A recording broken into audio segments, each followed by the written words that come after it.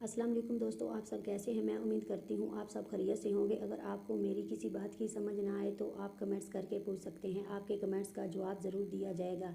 अगर आपने मेरा चैनल सब्सक्राइब नहीं किया तो प्लीज़ उसको सब्सक्राइब कर लें। तो चलती हूँ वीडियो की तरफ। किसी बहन ने सवाल पूछा है कि मुझे जिनसी मिलाप के दौरान बहुत खुश्की और दर्द पैदा करने वाली रगड़ महसूस होती है। क्या मार्केट में चिकनाहट पैदा करने वाली बहुत क्रीमें दस्ताब हैं? ये क्रीम किस हद तक महफूज होती हैं? जवाब: शर्मगाह में चिकनाहट पैदा करने वाली मुख्तलिफ चीज़ें मार्केट में मौजूद हैं।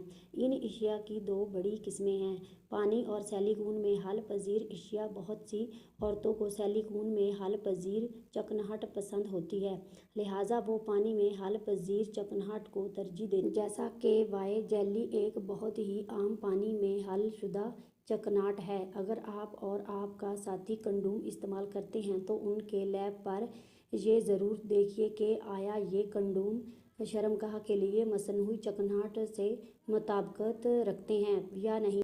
हम बिस्तरी में मज़ा और लुत्फ़ दुबला करने के लिए काफ़ी मर्द हज़रात मसनूई चिकनाहट का इस्तेमाल करते हैं। आज इस वीडियो में आप कुछ ऐसे कुदरती तेलों के बारे में बताने जा रही हूँ जो काफ़ी अच्छे चिकनाहट पैदा करते हैं और हम बिस्तरी के दौरान पेश आने वाली कई मसलों से निजात फराहम करते हैं।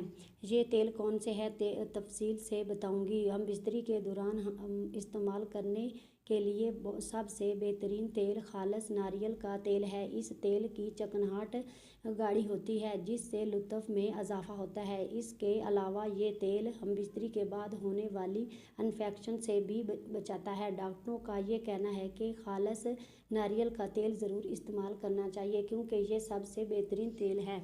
अगर नारियल के तेल के बाद अगर किसी दूसरे अच्छे तेल की बात की जाए तो वो बादामों का तेल। ये तेल मज़ा दुबाला करने के साथ साथ अच्छी खुशबू भी पैदा करता है।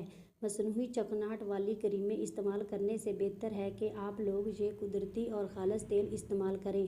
उम्मीद है आपको आज की वीडियो बहुत ज़्यादा पसंद आई होगी। प्लीज़ लाइक और कमेंट्स करना ना भूलिए। अल्लाह हाफिज़।